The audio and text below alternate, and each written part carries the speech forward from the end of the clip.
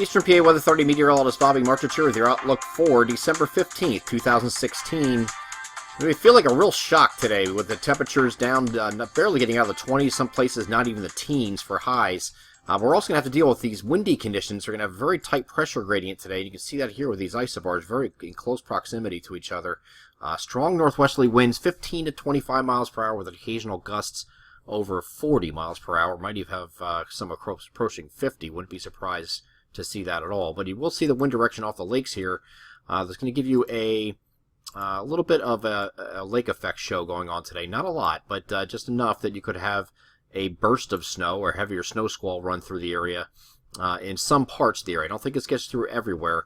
Originally, earlier in the week, it looked like you might get this going all the way to the coast here. I'm not sure if it does that quite, goes quite that far, but we do have some few snow showers could happen at any time, and a heavier snow squall, and any of those heavier squalls could whiten the ground. It could be very quickly moving just because the winds are going to be blowing really fast and moving those clouds very fast associated with any snow squall or snow shower activity.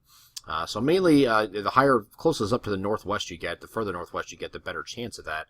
Matter of fact, you go over to the NAM here, you can see that this is like a future simulated radar here from the NAM on Thursday morning and during the course of the day. It's basically coming in two waves. You have these little waves come off of the lakes here, and as it presses south and east here, it gets to northern Pennsylvania and central Pennsylvania for the most part, but some of those will survive further south just because those winds will be blowing pretty fast at that level where those clouds are. So they can allow those to survive a little bit further than they normally do. Going further from this point, though, you can see those snow showers continuing across the northern tiers ahead in the evening. They're going to diminish, and so will the winds overnight. We're going to start off windy in the evening. Still the tight pressure gradient here in the evening. But then once you get past midnight, it's going to die down quite quickly because you have the high pressure itself moving in through the area, and that's going to get these winds to die down. Now, Friday's going to start off mostly sunny. We're going to have clouds increase later in the day. And then we have this mess to deal with. Of course, this is our winter storm that we have we have a map out on weather alerts for a first call, which was just a probability for now. But the one we're getting into today, which is, I guess you can call it a second call, we'll actually have defined ranges of snow. So instead of saying potential for more than 3 inches, it might say 3 to 6. You know what I mean? So we'll have a more definitive breakdown of that. And here's where it comes in.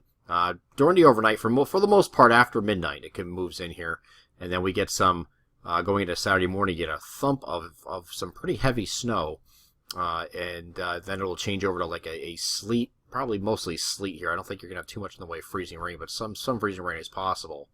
And then that happens, the best chance for that happens across northeastern PA according to this model, with the, you see the pinks here shown here, and that's because you're changed over to rain everywhere.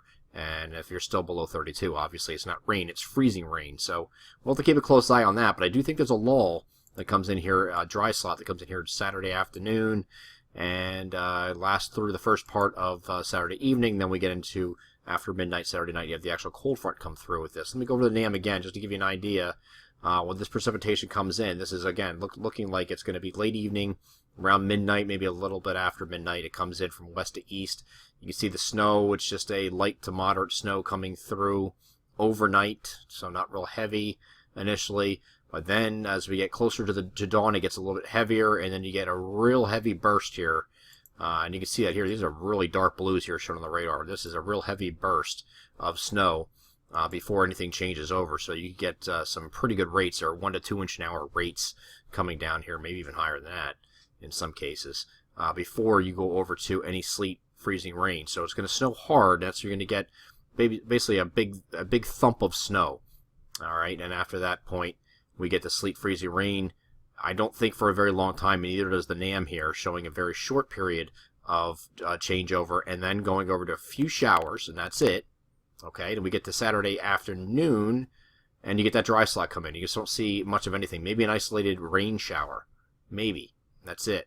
And I think you're dry then straight through about midnight, or maybe a little bit after midnight. Then you have this cold front that's going to come through closer to dawn, early Sunday morning, and then you'll have the showers come through Sunday morning also with this cold front. Now, ahead of this cold front, now it's going to be once the temperatures rise above freezing on Saturday, it's not going to have any rapid melting of snow or anything like that, because temperatures are only going to go up just a little bit above freezing, maybe 35, 36, 37 degrees. That's about it during the day.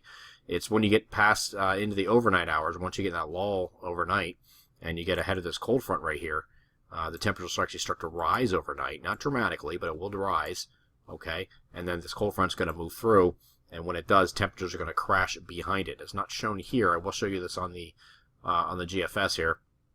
And the GFS is indicating that as these temperatures crash, you could have a little bit of wet snow at the very end, which might just be a few flakes. So keep an eye on this, though, because there might be an area of low pressure that tries to develop along the front. This is called an antifront. If that happens, we'll see. It's been trying to do that the last couple cycles here, but I think it's just going to be a few snow showers at the very end.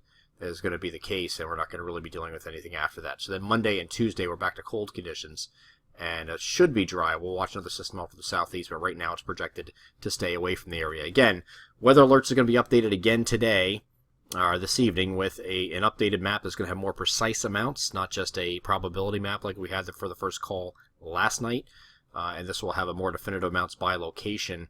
And if you do want to get on the alerts list, make sure you go to the My Pocket Meteorologist page and check out our alerts packages, and you can get on that. And so we'll be sending those this afternoon prior to any release of any public maps. So get on that.